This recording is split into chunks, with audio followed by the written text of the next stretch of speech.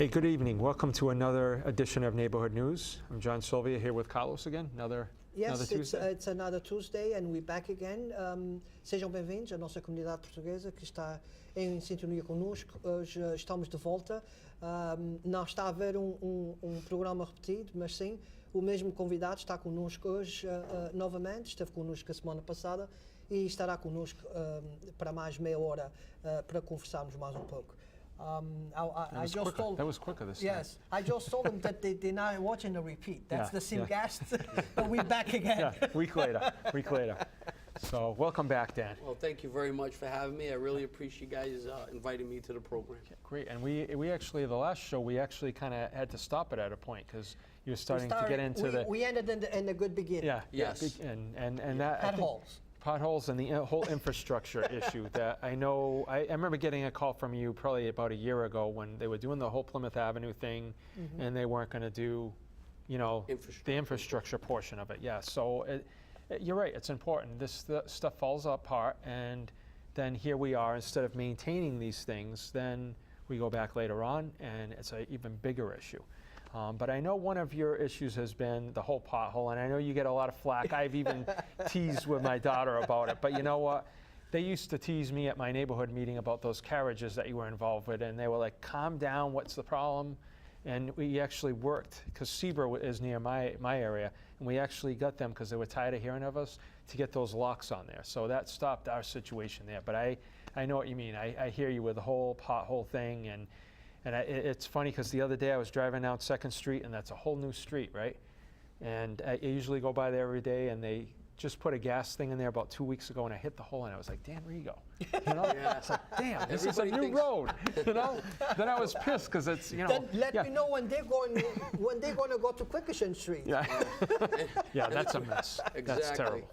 But in regard to the infrastructure, what we call the infrastructure of our city is what we refer to as potholes and our streets being a mess. Okay, so touching on that subject, we as a city need to start enforcing our laws, our ordinances that we have on the books. And as of right now, we are not doing that. Yeah.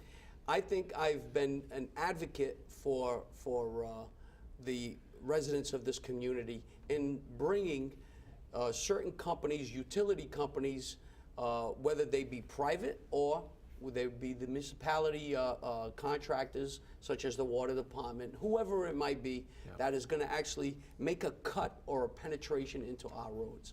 And here's what's happening. In the field of construction, which I've been in the last 25 to 30 years of my life, I have done everything under the sun when it comes to construction, okay? And I understand the formula of how things are done. So let's take a penetration that is cut into a road, okay? We need a service. A resident has a sewer that's clogged up, a pipe breaks in the street, a water line breaks in the street, and then they have to call either a private contractor or the water department to go and fix. So now they have to saw cut the road and they have to fix whatever it is. The issue here is, and what's not being done, is the proper way of compacting and fixing the hole. Believe it or not, there is a rule of thumb when it comes to fixing our penetrations, the cuts in the road. And by no means are we doing that. I have gone neighborhood to neighborhood, street by street, and I have seen who, where, what, and the companies that did it, who should be responsible. And I am working currently right now with the Committee of Public Works and Transportation that I once chaired, and to strengthen them ordinances and actually strengthen the ordinances that are currently on the books. For instance, let's take one of the utility companies, and I don't want to specifically name one, but they have been doing an awful job of taking care of them penetrations. So here's what happens: they cut into the penetration, they cut into the hole, they backfill the hole. with whatever material it is, whether it be the material that they put out, and it's poorly compacted. So the ground is not settled in that hole. So then they cover it up, yep, they compact it a little bit, and then they put over a patch of tar, and then they're off and going, yep, okay. Next thing you know, if you go by there a week or two later, from the cars running over it, the hole has sunk, and it stays like that for way too long. I have witnessed some of these excavations being in that shape for sometimes up to a year without the contractor coming back to fix it appropriately. And why is that? Because we have no enforcement. Unfortunately, the engineering department in the city of Fall River is only made up of 2 individuals that handle this. We need more. At the same time, we need residents, we need elected officials to be involved, to be cognizant, like myself, and start saying, I am watching the store. You need to fix them penetrations. When them penetrations are not fixed appropriately, sealed, I'm talking about sealed, okay, not put a Band-Aid on it, I'm talking about the finished product, okay? If it is not done, and it slides into the winter times, them unsealed penetrations, water gets in there, and it's just like putting a bottle of water into your freezer. The ice is going to expand, and the bottle is going to expand, and that's what happens with our streets. So then the water gets in there, freezes, expands, and next thing you know, now we got potholes. And this is what I am trying to stop, along with some of my colleagues on the council, and hopefully the administration will put people out there to enforce these rules and to make sure that if you as a resident have seen a penetration done by whatever utility it is, whether it be the Fall River Water Department, whether it be the electric department, the gas company, whoever it is, try to remember who did it. Because when that pothole, within 2 years, if anything goes wrong with that pothole, make sure you call either an elected official or the city engineer and say, I know who did that penetration. The gas company did it, or the electric company did it, or the water department did it. So this way we can know where we're going back. As of late, this has been an issue that has been brought up very heavily.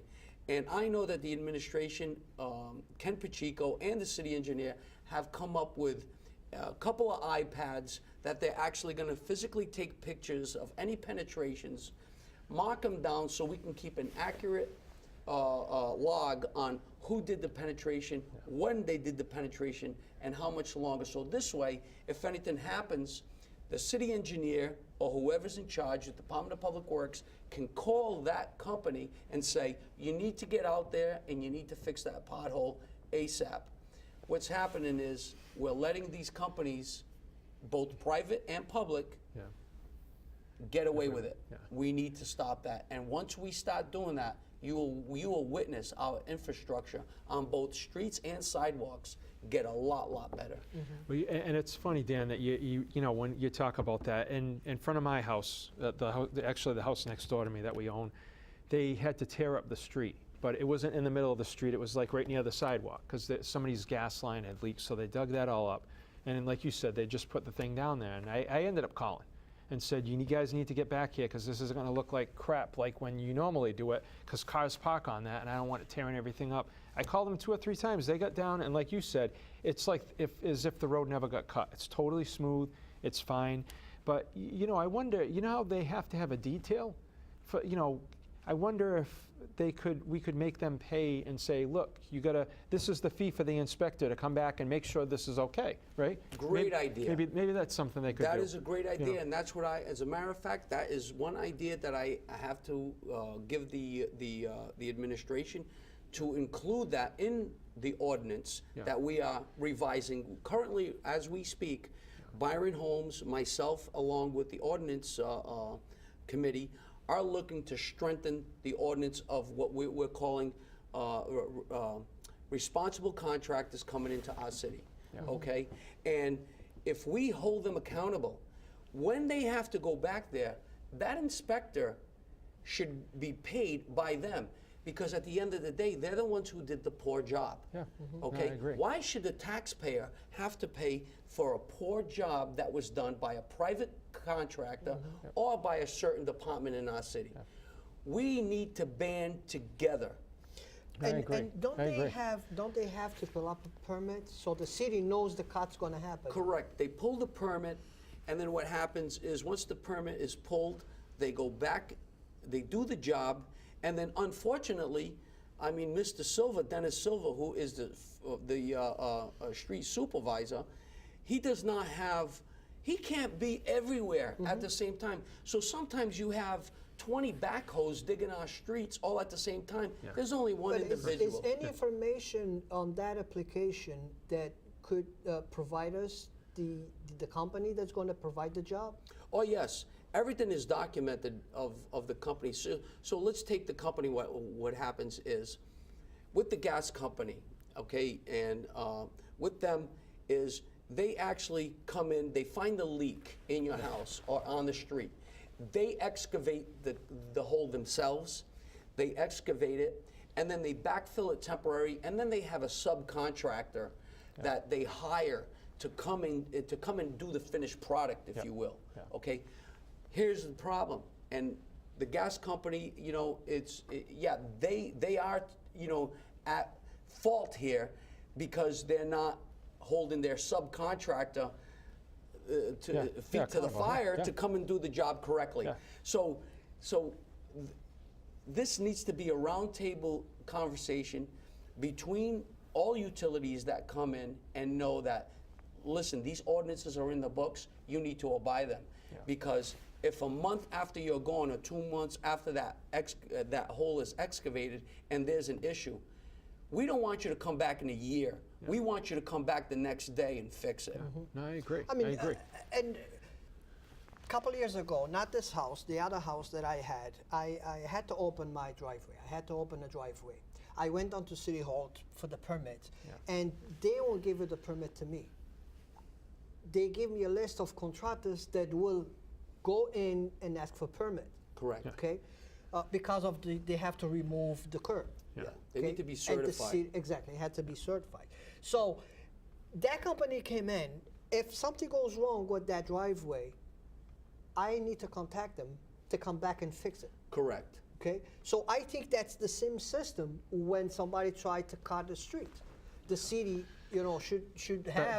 But he was what he was just saying, Carlos. What Dan was just saying is that they don't have the people to do that, even though they have the records. That's why maybe if there's some kind of funding mechanism to get more people out there, you know what I mean? The contact between the city and the company. Yeah. That's, I mean, because you know, you were saying that there's, you know, the guy just doesn't have enough time to go out to all these. Well, we just implemented through the Ordinance Committee and the Public Works and Transportation Committee, which I sit on. Okay, they have a thing which is called flowable fill. Okay, in other words, when you dig a hole, okay, and now you're digging a hole that has been compacted for many years. Okay, it's not going nowhere.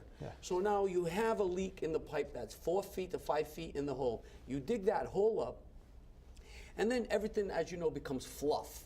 Okay, so you take that material. Now what we're putting into ordinance is that they bring in a truck in with flowable fill, meaning that flowable fill, once it's poured into that hole and it gets hard, it's almost like concrete. It's never going to cave in. Cool. So what happens is, as of late, we're letting the companies come in on certain jobs, not all. Some jobs require flowable fill. Some, for the most part, they don't.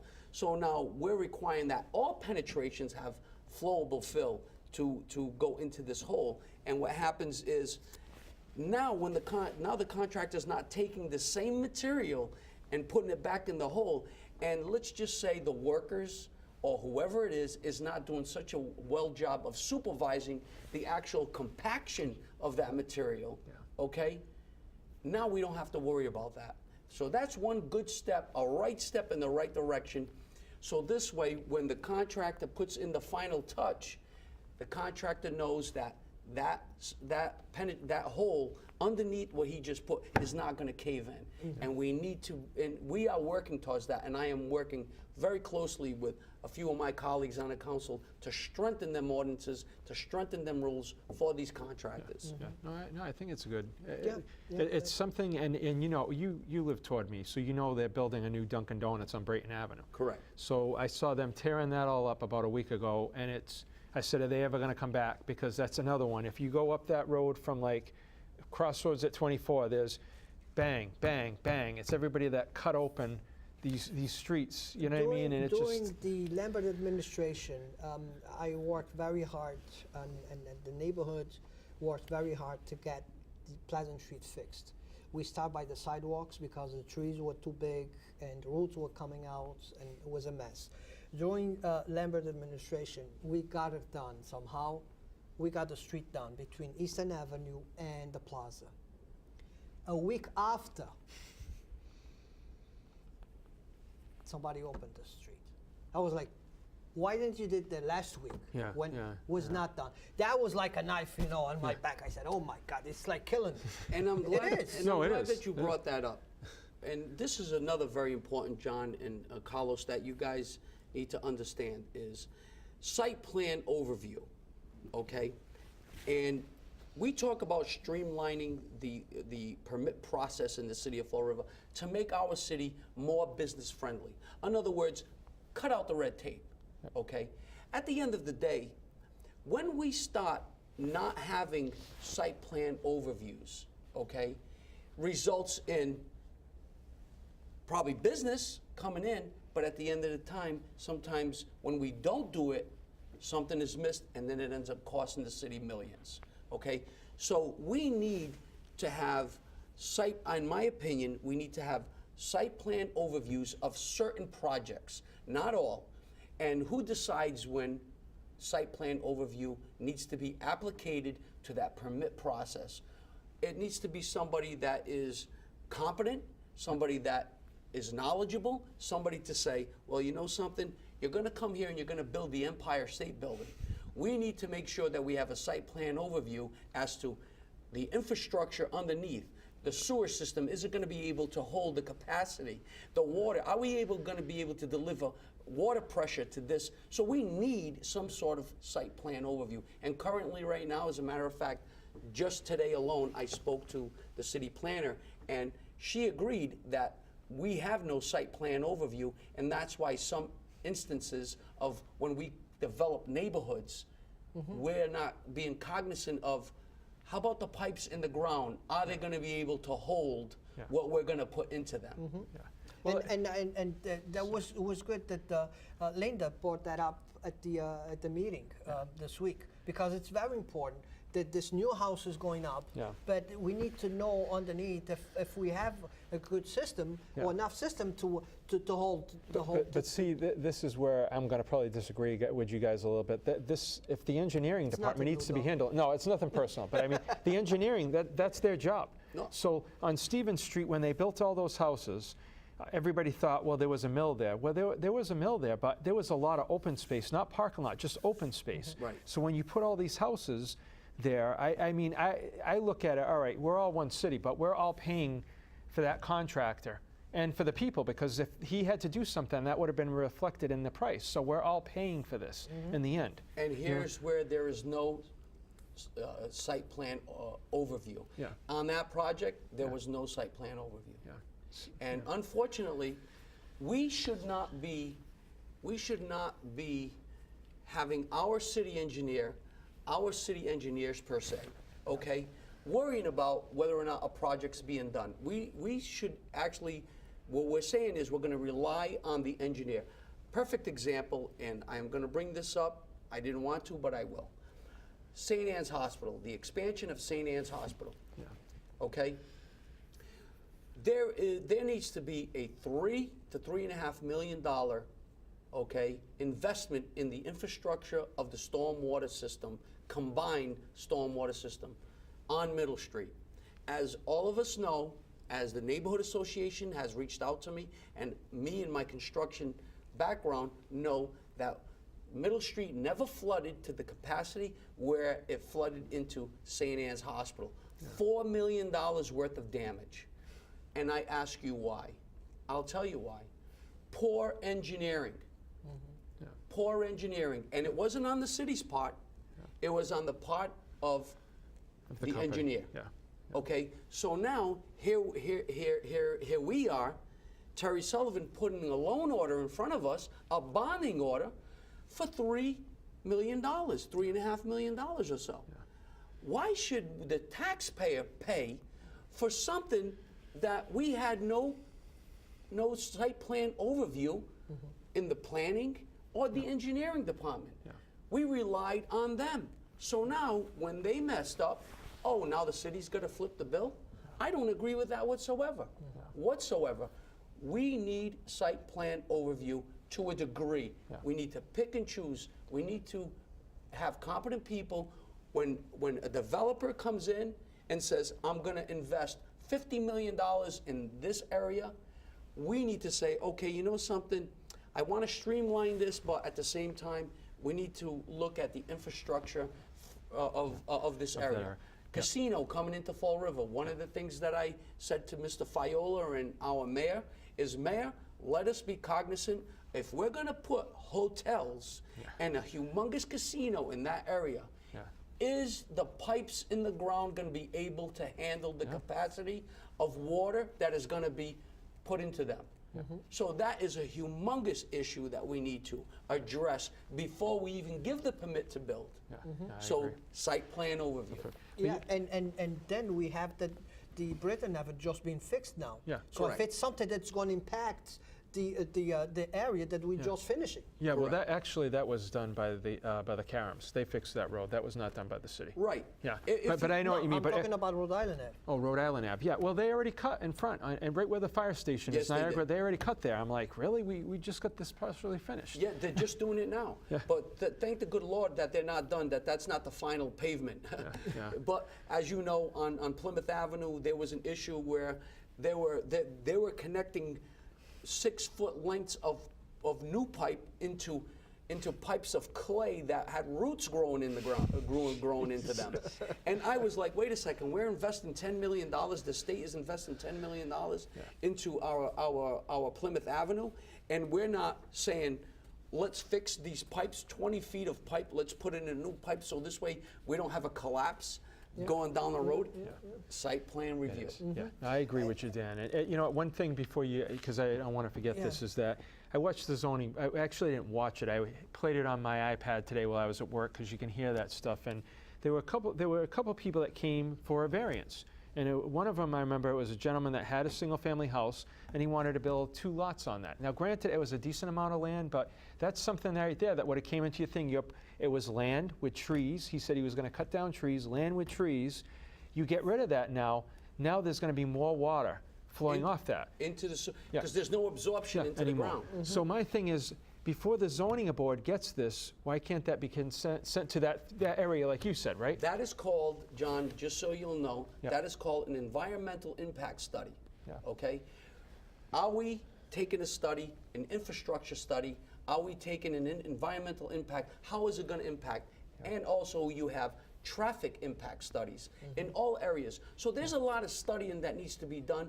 We want to streamline permitting in the word, but we also need to be smart and cognizant of which projects we have to have the right people in the right places that have knowledge, construction knowledge, that have engineering knowledge, so on and so forth, in order for us to say, I'm confident nothing's going to happen there. And then people need to be held responsible by the mayor and by the city council, and most importantly, the residents of our community. I agree. Sorry. I know you helped your neighbors a couple of years ago with the water problems you had on your street. Yes, I did. We had a lot of water last week. Did you notice any difference? No, I have not. And as a matter of fact, I myself had 6 to 8 inches of water in my basement this last flood in both the 3-family and the 2-family that I reside in. It's a shame. And what we hear in the community is ever since the upgrades that were done with the CSO project Ever since they did that job down the street, I never used to have water. So along with City Councilor Pereira and myself, we've been in conversations just today, as a matter of fact. I am, hopefully we can band together with Terry Sullivan and try to come up with a solution as to why this is happening. Because, you know, if you have 1 or 2 people that say, I got water in my basement after that project was done, you start saying, oh, okay, but when you have neighborhoods after neighborhoods, people after people saying, I have never had water in my basement in 50 years that I've lived here. How do you explain that? Something must be wrong. We need to invest in the infrastructure of our city, not every 10 years, not every 30 years, because we knew that 30 years ago, the federal government said, 35 years ago, the federal government told the city of Fall River, you need to plan for when this sewer system expires. It's just like a roof on the house. When you buy a 30-year shingle, and it's been 33 years since you replaced the roof, and then you have a leak, you need to say, I have the money in the bank because I was planning for that. I agree. I agree. And it's we don't have time to talk about the trash. I mean, it's so much stuff to talk about. So much to cover. But and I think we are about to finish. So you have new members at the city council this year. So Yes. it's like a, let's say a brand new city council. Well, yes, it's And I different. hope Pat feels better. I know hope, that and she- my prayers go out to her every day. Exactly, because she had to leave the meeting, but I hope she feels better. But you think that the city council is working together, the work together? Being mentioned a lot this year. Carlos, for everybody who knows Dan Rego, I will agree with you and I will disagree with you. And one thing I will never do, I will never put my personal feelings in the way of what is right for the community. So I may not like you as a person because of situations between you and I, but if you come up with a suggestion or an idea or a plan that is going to benefit our residents, I will support you 100%. And that's how I feel all the time. Is even if I don't like you, but if I need you, my neighborhood needs you, All right, I will talk to you. Yeah, we're going to end this, Carlos. I thought we were going to end it because they're over there yelling at the control thing. So have a good night. Thank you. Thank you very much. Thank you. Thank Dan. you for having me, Thank guys. you, Dan. Thank you. Yep, John, thanks a lot. thank you very Yep, much for thanks. having me.